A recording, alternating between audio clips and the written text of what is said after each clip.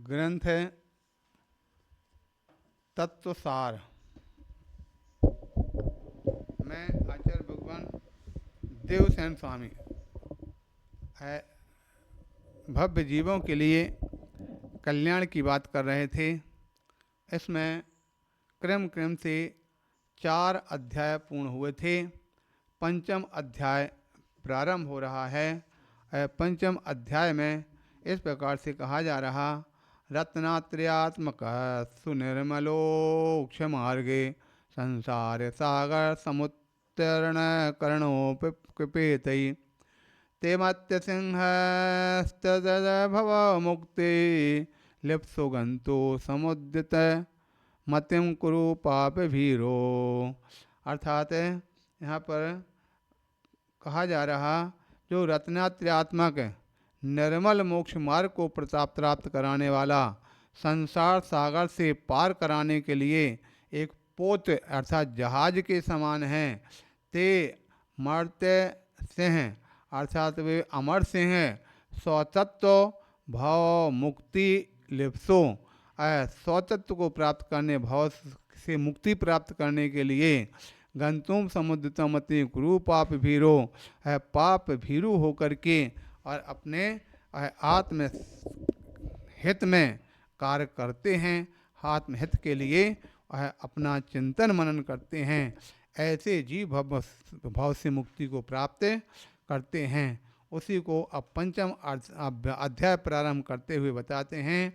अथ भाव श्रुत मंत्रेण बाह्य ध्यान स्थितो अपि आत्मनम न जानाति दर्शयति। ये कहते हैं भाव श्रुत के बिना बाह्य ध्यान में स्थित भी पुरुष आत्म को नहीं जानता है। ठीक है, कहने का तात्पर्य है कि जब तक किसी के लिए भाव श्रुत, 2 प्रकार का श्रुत होता ना, द्रव्य श्रुत और भाव श्रुत। द्रव्य श्रुत क्या है? जो आपने अक्षर पढ़े हुए हैं, अक्षर जो बोल रहे हैं, ये कौन सा है? द्रव्य श्रुत हो गया। और दूसरी ओर भाव श्रुत क्या होता है?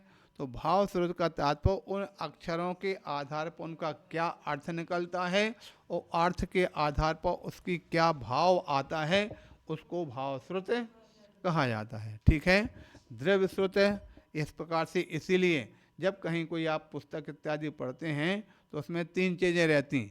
सबसे पहले श्लोक लिखा, श्लोक के बाद फिर क्या लिखा रहता है? शब्दार्थ। ठीक है, शब्दार्थ के बाद फिर लिखा रहता है भावार्थ, और बल्कि अन्वयार्थ ही रहता है। तो यहाँ सबसे पहले शब्द जो श्लोक के शब्दों के आधार पर उनका एक एक अर्थ निकाला। अर्थ के बाद क्या भाव आ रहा हो अर्थ का, वो भावार्थ सबसे ज़्यादा महत्वपूर्ण होता है। क्योंकि शब्द को अगर कोई शब्द में अटक करके रह जाए तो बस समझ लीजिए वह आगे वहीं तक सीमित रह जाता है और उसको भाव को प्राप्त हो पाता नहीं है। इसलिए महत्वपूर्ण शब्द नहीं, महत्वपूर्ण भाव हुआ करता है। ठीक है, जिस प्रकार से यहाँ कहते हैं भाव श्रुत के बिना बाह्य ध्यान में स्थित पुरुष जब तक बाह्य ध्यान तो कर रहा लेकिन भाव श्रुत उसके पास में नहीं है, भाव श्रुत को नहीं जानता है, ऐसा पुरुष आत्मा को कभी भी जान सकता नहीं है।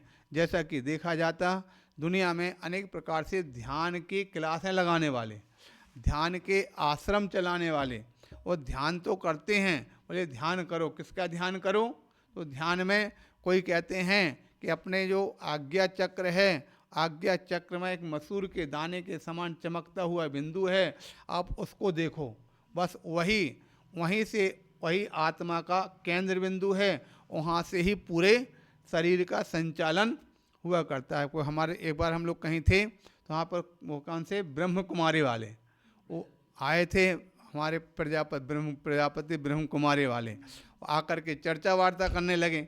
वो आए थे हमको समझाने के लिए कि हम ध्यान कैसे करते हैं, ध्यान कैसे कराते हैं, अब प्रकार से ध्यान बताने के लिए आए थे।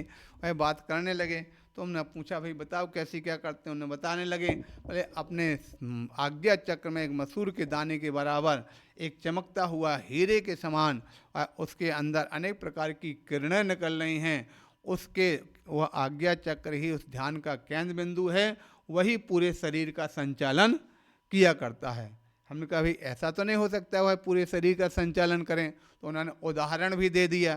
बोले जिस प्रकार से सूर्य तो अपने स्थान पर रहता है लेकिन पूरे देश को वह प्रकाशित करता है।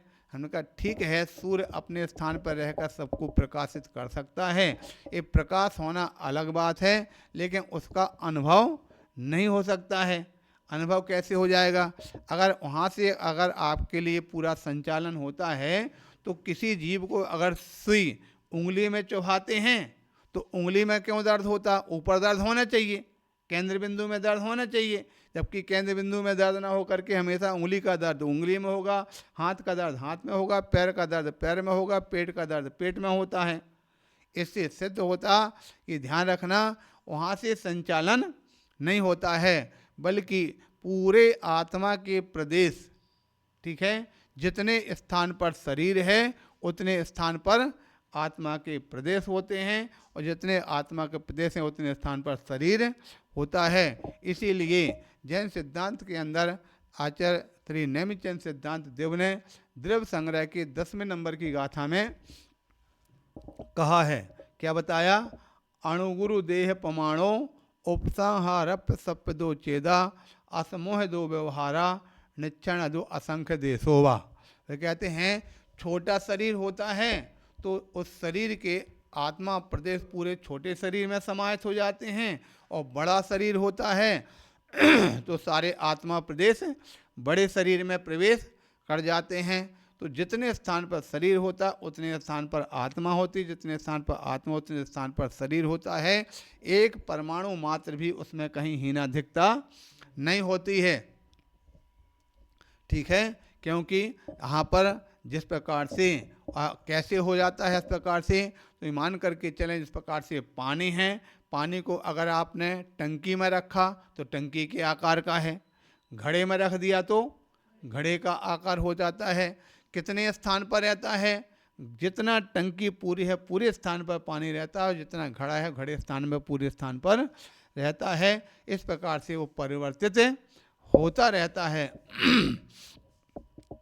अब जहाँ पर पानी होगा वहाँ पर घड़े के आप नीचे के स्थान पर अनुभव करेंगे तो वहाँ शीतलता देगा, ऊपर के स्थान पर करेंगे तो वहाँ शीतलता होगा। ऐसा नहीं हो सकता है कि पानी ऊपर रहे और शीतलता नीचे प्रदान करने लग जाए। तो इस प्रकार से यहाँ कथन किया जाता है कि द्रव्य श्रुत के साथ भाव श्रुत होना बहुत आवश्यकता है, तभी उसके लिए ध्यान का सार प्राप्त हो सकता है। ऐसा कथन करते हुए अगली गाथा में यहाँ पर कहा जा रहा, झाणठ्यो जोई जैनो संवेयी निय अप्पाणम तोणालहितम शुद्धम भग्य भीणो जहारणम। अर्थात ये कहते हैं ध्यानास्थितो ही योगी, अर्थात ध्यान में स्थित होने पर भी योगी जन के लिए यदि नो संवेत्ति निज कायात्मनाम, अगर अपने आत्मा का संवेदन नहीं होता है तो ना लभते तो शुद्धम, वो कभी भी अपने शुद्ध भाग्य विहीनो यथा रत्नम, भाग्य विहीन की भांति रत्न की प्राप्ति कर सकता नहीं है। नहीं कहने का तात्पर्य है ध्यान में स्थित भी योगी यदि निश्चय से नियय अपाणम अपने आत्मा को नो संवेयी अनुभव नहीं करता है तो वह शुद्धम अपने शुद्ध आत्मा को नो लहाई कभी भी प्राप्त कर सकता नहीं है। जहाँ जैसे भाग्य विहीनो रैणम, भाग्य से हीन पुरुष रत्न को प्राप्त नहीं करता है। इस प्रकार से यहाँ पर कहा गया कि ध्यान करने पर भी अगर उसने भाव स्रोत को नहीं जाना, आत्मा स्वरूप को नहीं जाना, तो कभी भी उसके लिए आत्मा स्वरूप की प्राप्ति नहीं हो सकती है। इस प्रकार से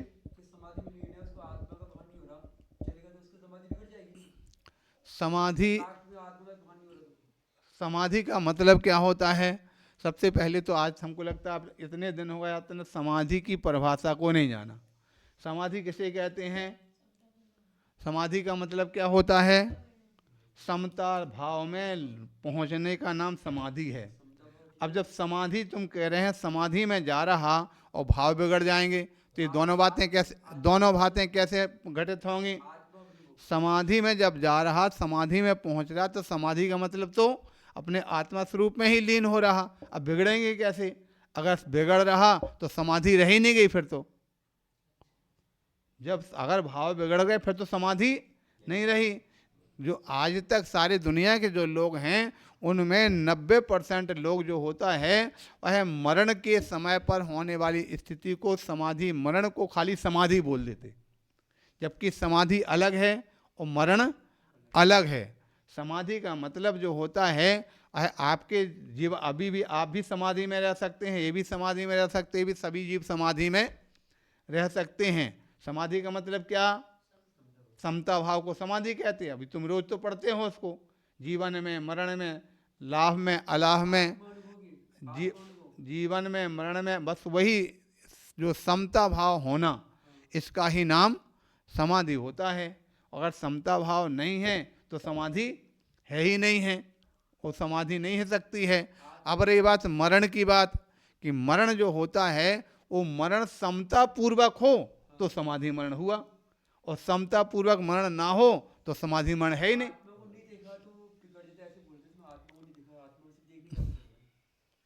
आत्मा को देखना, आत्मा को जानना, आत्मा देखो, बताओ कैसी है? तुम किसने देखी है कि आत्मा भाई अमूर्तक है, उसको कैसे देखोगे? फिर कैसे देखना है? इसको हम पहले कितने बार तुम जो बताते हैं उस समय पर तो ध्यान देते नहीं हो और बेहुदा प्रश्न इस प्रकार से खड़े कर देते हो। आत्मा अमूर्तक है, आत्मा अमूर्तक है, और आप देख किससे रहे हो? मूर्तिक से। मूर्तिक से क्या कभी अमूर्तक आत्मा देख सकती है क्या? नहीं देख सकती है। अमूर्त आत्मा को तो देखना है तो किससे देखा जाएगा? अमूर्त ज्ञान से देखा जा सकता है। तो ज्ञान देखने का काम करता है क्या? ज्ञान तो जानने का काम करता है, लेकिन बगैर देखे ज्ञान होता नहीं है। इसलिए अपनी चर्चा चल रही थी, जो दर्शन दो प्रकार का है, एक चक्षु दर्शन और दूसरा अचक्षु दर्शन। ठीक है, चक्षु दर्शन किससे होता है? चक्षु इंद्री से। अचक्षु दर्शन किससे होता है? अन्य इंद्रियों से। तो सबसे पहले अगर ज्ञान होता है तो कौन सा होता? मति ज्ञान होता है। और मति ज्ञान किससे होता है? इंद्रियों और मन के द्वारा हो रहा। ठीक है, तो मति ज्ञान जब भी होगा तो इंद्रिय मन के द्वारा हो रहा, और इंद्रियां और मन क्या कर रहे हैं? दोनों में आ गए ना। चक्षु इंद्री से चक्षु दर्शन और अन्य इंद्रियों से अचक्षु दर्शन। जो इंद्रियों पहले इंद्रिय पूर्वक होने वाला दर्शन, दर्शन से मति ज्ञान, और मति ज्ञान के बाद फिर क्या होता है? श्रुत ज्ञान होता है। श्रुत ज्ञान किसे कहते हैं? जो मति ज्ञान के द्वारा जाने हुए पदार्थों को विशेष जानता, वो क्या है? श्रुत ज्ञान होता है। तो इससे सिद्ध हो गया कि जो चेतन को जब भी जाना जाता है तो किसके द्वारा जाना जाता? ज्ञान के द्वारा जाना जाता। और ज्ञान के पहले होने वाला दर्शन जो होता है वो दर्शन पूर्वक ही ज्ञान होता है। इसलिए चक्षु इंद्री के द्वारा नहीं देखा जा सकता है, ज्ञान के द्वारा देखा जाता है। इसलिए ज्ञान का चिंतन किससे होता है? तो मन के द्वारा होता है।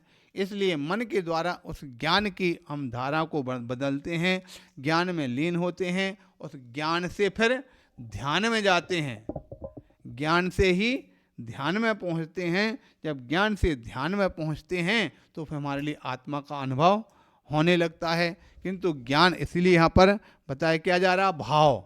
ये भाव श्रुत है। भाव श्रुत क्या है? ज्ञान है। वह भाव श्रुत को जानने वाला ही वह फिर ध्यान की प्रवृत्ति को प्राप्त कर सकता है। किंतु जिसने भाव श्रुत को नहीं जाना, अक्षर का मतलब ही नहीं है, किसी को ज्ञात नहीं होता। भाई किसी स्थान पर कहा नमो अरहंताणम, नमो अरहंताणम, तुमने अक्षर तो पढ़ लिया, लेकिन नमो अरहंताणम का मतलब क्या होता? समझ आ गया कि नहीं? तो नमो अरहंताणम ये जानना, ये पढ़ना ज़्यादा महत्वपूर्ण नहीं है। नमो अरहंताणम ये पढ़ना तो एकमात्र शब्द है, ये शब्द श्रुत है, भाव श्रुत नहीं है, द्रव्य श्रुत है। अब नमो अरहंताणम का मतलब क्या होता? नमो अरहंताणम ने अरहंतों को नमस्कार हो। ठीक है, अब पुनः के बाद प्रश्न उत्पन्न हो जाएगा, अरहंत कौन है, क्या है, कैसे हैं? अब अरहंतों के बारे में आप जब उनके चिंतन मनन करते जाएंगे, अब आपका है कौन सा? भाव श्रुत चलेगा। और भाव श्रुत के माध्यम से जब अरहंतों के स्वरूप को अच्छी तरह से जान लेंगे, अच्छी तरह से अरहंत स्वरूप को, अरहंत भगवान को स्वरूप को समझ लेंगे, फिर उसके बाद हमारा मन उनमें स्थिर होकर के ध्यान में जब जाएगा, तो ध्यान के माध्यम से हमको उसको फिर उस स्वरूप की प्राप्ति होने लगती है। इस प्रकार से एक पर एक कड़ी चलती चली जाती है। तो पहले द्रव्य श्रुत, द्रव्य श्रुत से भाव श्रुत, भाव श्रुत से भाव कहते चिंतन और मनन, उससे फिर ध्यान की प्रक्रिया प्रारंभ होती है। तभी हमारे लिए उसका दर्शन और जो ज्ञान हमारा चेतना का स्वरूप है वो प्रकट हो पाता है। इस प्रकार से उसका विशेष व्याख्यान करते हुए टीकाकार आचार्य महाराज यहाँ पर बताते हुए कहते हैं, झाणाठ्यो इत्यादि जो पहला अक्षर का गाथा का बताया था, उसके आधार पर तथा ही ध्यान स्थिता, जो ध्यान में स्थित है, खलु यदि चेद्योगो, चेत योगी कौन सा? ध्यान में स्थित होने वाला योगी ध्याता पुरुषो, जो ध्याता पुरुष है। ध्यान स्थिता, ध्यान में स्थित है। सामान्य ध्यान स्थिता, सामान्य ध्यान में स्थित है। ध्यान स्थितोपि सन, और ध्यान में स्थित होने पर भी, किसमें ध्यान? एक आत्म ध्यान, एक सामान्य ध्यान। तो सामान्य ध्यान में स्थित होने वाला निज आत्मनम आत्मायम परमात्मयम चेती न जानाति, वह अपने आत्मा और परमात्मा को जानता नहीं है।